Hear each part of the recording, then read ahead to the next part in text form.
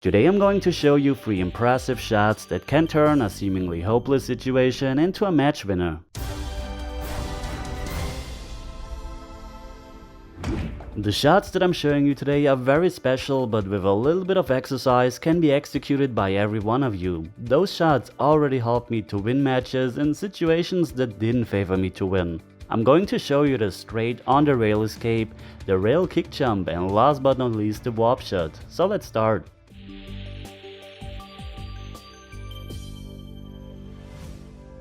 We're in the following 9-ball situation and we have to get all the way up table to the 9, of course. Since both balls are frozen to the rail, a normal draw or follow shot would just bring us into a corner pocket. There are 2 ways to play this shot. We could either draw the ball, but also follow the ball. When we decide to draw the ball, we have to add right hand English and at the same time aim slightly to the right. This means the cue ball will come off the short rail, that means rail first, and shoot the 7 ball a tiny bit into the rail. This creates enough angle so that the cue ball comes off the rail and the right hand English does the rest of the job for us when contacting the long rail.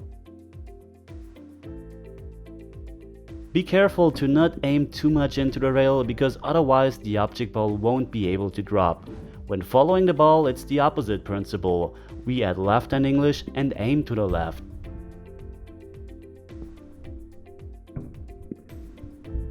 Of course, this shot is a lot easier on bigger pockets and you can get a much better result. Here for example, I was able to even get the cue ball to the other side of the 9. But this shot also works on tight pockets. You just have to be a bit more careful and you can't get as much out of it as I did here.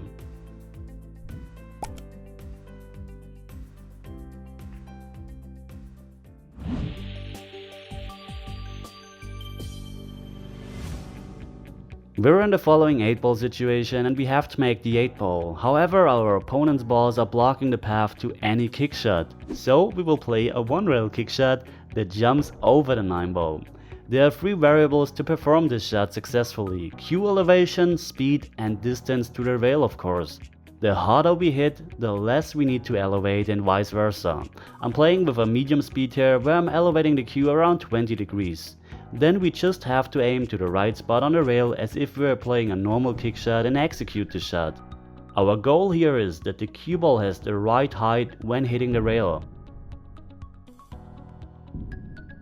If you hit too hard or elevate too much, the cue ball will jump too much, of course.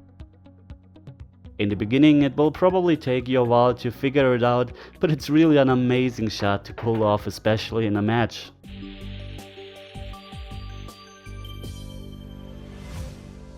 In this 9-ball situation, we're straight into this part of the side pocket, so there is no way for us to cheat the pocket to get directly to the 9. Of course, this path would be possible here, but we're going to play a warp shot. For this shot, we have to elevate our cue again and add right hand English. We have to aim the object ball slightly to the right, like shown with the ghost ball here. That's because the cue ball will curve to the right. The elevation of the cue ensures that the cue ball not only has right hand English on it, but also kind of a draw shot. So it isn't the right hand English that helps us to get towards the 9 here, but the rotation that is caused by the elevation of our cue. In this slow-mo you can even see that the cue ball wants to go to the other direction first, but then the rotation brings it back towards the 9 again. What's your favorite shot? Let me know in the comments. In my latest video, I was introducing a drill that I used to show you some advanced positional play principles, and Patron asked in the comment section how far the 7 and the 8 ball are away from the rail. Well, to be precise, they are half a ball length away from the rail. But in my opinion, if you don't play a drill where balls can block each other or the path to the pocket, it's not that important that the balls are on the exact same spot every time, because when playing a match, for example, the balls aren't on the exact same spot all the time, so it actually can help to have a tiny bit of variety, maybe half a ball length to the left, to the right, and so on. Okay, one last thing, because some people were asking if you can buy stuff with my name on it, and yes, now you can. I have now my own shop. The link is in the video description. Okay guys, if you liked this video, as always, please consider to leave a thumbs up, comment on this video, share it with your friends, and if you haven't already, please consider to subscribe to my channel, because it really helps the channel growing. Thanks for watching, thanks to my sponsors, thanks to my patrons, and as always, see you at the next lesson. Take care.